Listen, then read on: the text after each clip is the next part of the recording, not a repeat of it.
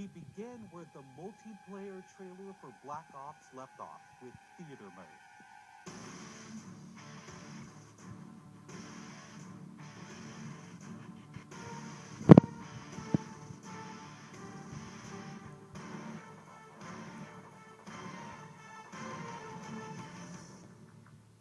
Dan Bunting explains.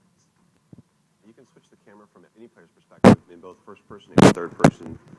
You can detach the camera and go into free cam mode, which allows you to fly anywhere on the map, basically. It's really interesting when you pause the game and go into free cam, you just see all the particle effects just in their full glory, just frozen in time, and it makes some really awesome footage. We really want to give players the tools to be creative, make their own machinima, make their own highlight reels. Maybe they're really competitive clans that want to just capture the films from their matches and then go back and analyze what the other team did or whatever. Also, brand new to Call of Duty is Black Ops' new currency system. We put the currency system into Black Ops multiplayer principally because we felt like it'd be a very interesting way to engage with all the unlocks that you've been getting. So one of the things that's really fun about currency is instead of being specifically told at a specific level what you're going to get, we're unlocking features by level, but then once the feature is unlocked, you can purchase any component of that feature with the currency directly. Of course, when you got a little currency jingling in your virtual pockets, nothing feels better than putting it on the line against your fellow players. Say hello, everyone, to wager matches. When we were developing the wager match game modes, we went through a whole bunch of ideas to find the 4 that we were going to use to ship inside the game. And really, if it wasn't people screaming in joy and frustration when they were sitting around the office playing, it wasn't good enough to be a wager match. Wager matches are all free-for-all modes, and they exist separately from the standard playlist. They include game modes like Gun Game, where you're in a race to score a kill with 20 different weapons, beginning with pistols and advancing through ever more explosive weaponry.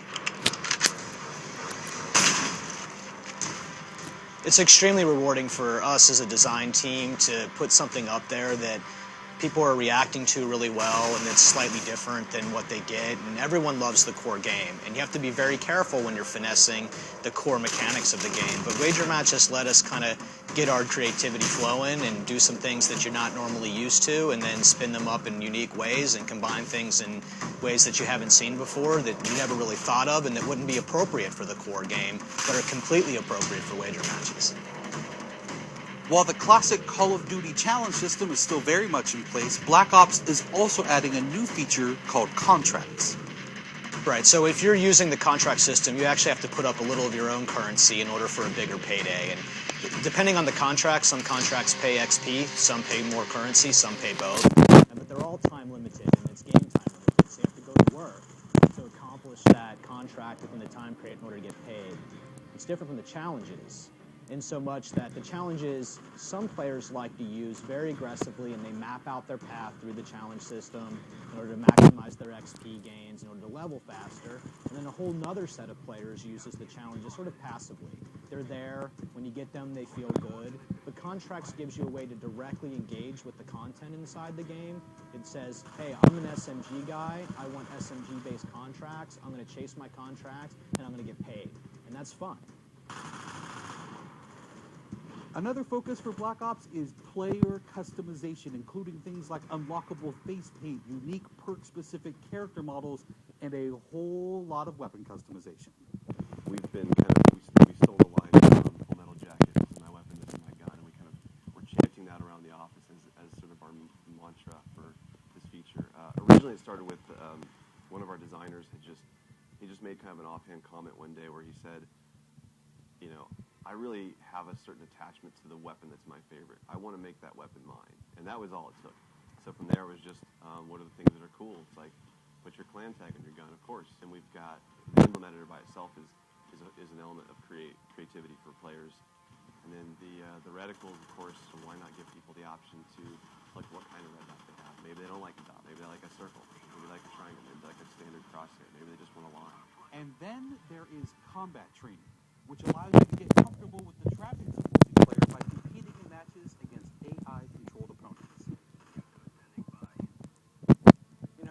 It's our hope that combat training can convert people who are largely single-player gamers who might have, dabbled around in multiplayer but never made that leap to playing online, and give them kind of this experience where they can get familiar with the mechanics and features and systems that multiplayer has, but they can do so at their own pace.